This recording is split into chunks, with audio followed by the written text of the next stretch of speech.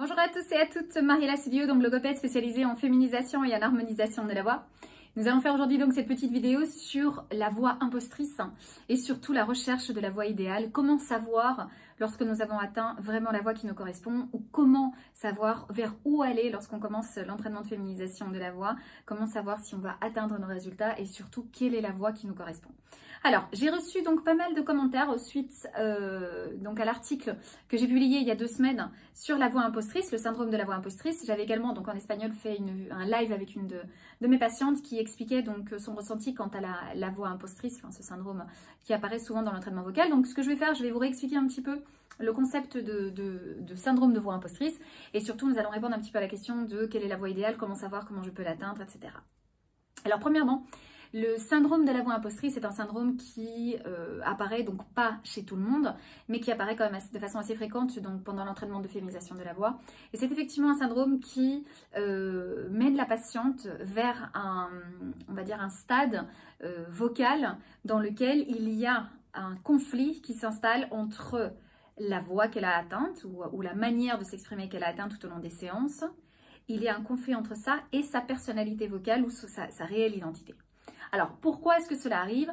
Cela arrive parce qu'effectivement, souvent, certaines patientes ou certaines apprentis recherchent une façon de s'exprimer en imitant ou en essayant de chercher une voix qui est stéréotypée, qui est, on va dire, fictive et qui n'est pas vraiment la leur. Qu'est-ce que je veux dire par là? Effectivement, la voix, lorsque la voix ou l'entraînement vocal de la voix va faire que la voix ou la façon de parler évolue, certes, mais il y a un facteur qu'il ne faut jamais laisser de côté et c'est la personnalité vocale de l'apprenti ou de la patiente, sa façon de ressentir le monde. Et parfois, ce n'est pas la faute, on va dire, de l'entraîneur, ni la faute même de la patiente, c'est juste qu'il y a derrière tellement de facteurs émotionnels comme par exemple la peur, la crainte, le manque de confiance, ensuite après des éléments surajoutés comme par exemple l'entourage, le travail, les enfants parfois aussi. Donc effectivement tout cela fait que la patiente ou l'apprenti aura tendance à aller rechercher une voix qui est soit hyper féminisée, c'est-à-dire vraiment dans l'extrême, en se basant vraiment sur des stéréotypes parce qu'elle sait qu'elle doit aller vers ça, c'est-à-dire trop d'aigus ou trop de mélodies, ou etc. Ou alors arriver à une voix qui est peu personnelle. Et donc du coup, effectivement, il y a un moment où on ressent qu'il y a un conflit parce que la patiente rentre en phase d'automatisation mais n'arrive pas à automatiser. Alors, qu'est-ce qui se passe? C'est qu'effectivement, la patiente aura tendance à écouter que certes, de l'extérieur, tout va bien, mais oui, la mélodie est bien, l'intonation est bien, etc. Mais elle n'est pas convaincue parce qu'elle ne s'entend pas elle-même, elle ne s'entend pas elle-même et elle ressent qu'effectivement il y a ce conflit qui est là parce qu'elle ne se reconnaît pas et donc pour elle ce n'est pas sa voix et ce n'est pas son naturel et effectivement elle n'arrive pas à l'automatiser. Alors ce syndrome de la voix impostrice est un syndrome qui je trouve souvent est très nécessaire parce que c'est quand ce syndrome arrive qu'effectivement la patiente se remet en question. Et on se questionne sur pas mal de concepts, ce qui nous mène finalement à une libération de la patiente et à une acceptation de son propre naturel et surtout à permettre que ce naturel fasse surface. Alors effectivement, je pense aussi qu'on est dans une société dans laquelle on nous impose, surtout beaucoup aux femmes, des dogmes ou des éléments, on nous impose des choses qui sont très précises, ça doit être comme ça, comme ça, comme ça, comme ça. Et souvent on se perd là-dedans. Parce qu'on essaye souvent de juste répondre à ces attentes sociales ou à ces pressions sociales. Et comme je vous disais, parfois par cet effet de hyperféminisation, justement pour en être tranquille. Bon, moi je veux juste qu'on foute la paix, donc forcément je vais aller chercher une voix super aiguë, comme ça moi je suis sûre qu'on m'embêtera pas. Qu'est-ce qui se passe? C'est qu'effectivement là, dans ce cheminement-là, on se perd au niveau de la personnalité vocale, au niveau de l'identité. Et c'est là où ce syndrome donc, de la voix impostrice arrive. Qu'est-ce qui se passe? C'est qu'effectivement, comme je vous disais, c'est pas grave si ce syndrome arrive et qu'effectivement, à certains moments, vous ressentez ce syndrome de la voix impostrice parce que si ce syndrome est traité donc par, traité entre guillemets, c'est pas une maladie, hein, moi j'appelle ça un syndrome et voilà, on va dire, c'est un phénomène, ok? Donc si ce phénomène est traité ou travaillé ou en tout cas on en parle avec une personne qui est suffisamment connaisseuse du sujet, ça devient quelque chose de positif parce qu'effectivement, c'est bien Si vous vous rendez compte qu'au niveau anatomique, vous êtes capable de faire plein de sons, que vous êtes capable de faire plein d'aigus, que vous êtes capable de faire une super intonation, que vous avez une super mélodie, etc., c'est génial. Maintenant, il faut juste trouver une équation vocale ou une équation expressive qui vous corresponde et avec laquelle vous vous sentez totalement identifié. Et c'est là où arrive la question, quelle est ma voix idéale ou quelle est la voix qui devrait me correspondre ou comment faire pour savoir si la voix que j'ai atteinte est vraiment la voix qui me correspond. Alors, il faut dire que ceci est un questionnement extrêmement personnel et psychologique, ok, parce qu'effectivement, il y a un moment dans l'entraînement vocal où c'est nécessaire de s'auto-questionner. Donc moi, je suis toujours là comme guide et là pour vous accompagner, vous soutenir. Mais il y a un questionnement qui se fait quant à effectivement quelle voix je veux avoir. Une réponse que je donne souvent à mes patientes et à mes apprentis et qui, je pense, est très importante et surtout qui vous aide beaucoup, c'est justement le fait de vous dire que vous n'avez pas qu'une seule voix, vous en avez 10 millions. Parce qu'en fonction de l'état d'esprit dans lequel vous vous trouvez, du message que vous souhaitez transmettre, de la personne avec qui parler, du moment de la journée dans lequel vous vous trouvez, bah effectivement, votre voix va être différente.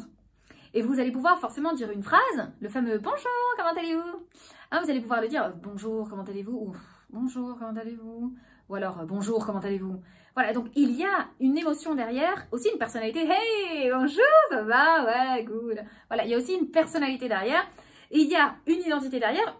Et tout ça, ça va effectivement donner de la couleur à votre façon de vous exprimer.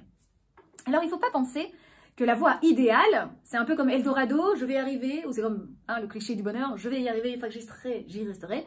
Non, c'est qu'en fait, la voix idéale pour moi, qu'est-ce que ça veut dire la voix idéale? C'est la voix qu'on pense qui nous correspond et qu'effectivement, c'est la voix qu'on voudrait avoir. Je pense que cette voix, vous savez que voix, normalement, c'est un ensemble de sons, on va dire cette voix et cette façon de vous exprimer, c'est un ensemble de fréquences, de mélodies, un ensemble d'intonations, d'expressivité. En fait, c'est vraiment une voix riche et surtout, je pense qu'il y a une base qui est importante et c'est la confiance en soi. Mais surtout, la découverte de soi. Alors, pour répondre à la question, comment je peux savoir si la voix que j'ai atteinte, c'est la voix idéale pour moi? Je pense que cette réponse, il n'y a que vous que vous pouvez y répondre, parce qu'effectivement, premièrement, quand vous vous entendez parler, il faut que vous soyez satisfaite, c'est-à-dire qu'il faut que ce soit plaisant de vous entendre. Maintenant, il faut être objective, attention, ok? Parce que, attention aux éternelles insatisfaites, parce qu'effectivement, il faut être objective. Il faut être objectif parce que vous savez bien, en plus, c'est un sport féminin, le fait d'avoir quelque chose et de vouloir autre chose. Les cheveux lisses, les cheveux frisés, hein, voilà, par exemple, ou alors petite, grande, ou petit sein, gros sein, enfin voilà, c'est très féminin de toujours, voilà, vouloir autre chose de ce qu'on a et de ne pas valoriser ce qu'on a. Donc, je pense que dans ce cheminement, justement, et dans ce questionnement, quelle est la façon de m'exprimer qui me conviendrait le plus? Je pense que ça se fait avec de l'expérience. Expérience, pas d'expérience en mode « oh, l'expérience professionnelle », non. Expérience de expérimentation. Il faut expérimenter au quotidien des situations dans votre vous féminin.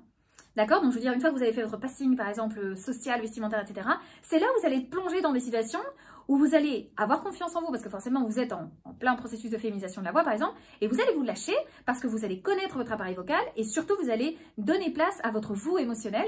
Et effectivement, cela va vous permettre de trouver une personnalité vocale et une façon de vous exprimer qui vous correspond vraiment. Et tout ce cheminement et ce processus est extrêmement riche et important pour la construction du vous. Du moi vocal, du moi émotionnel, du moi personnel, et c'est très très important parce que c'est là que se trouve la clé de la réussite du processus de féminisation de la voix.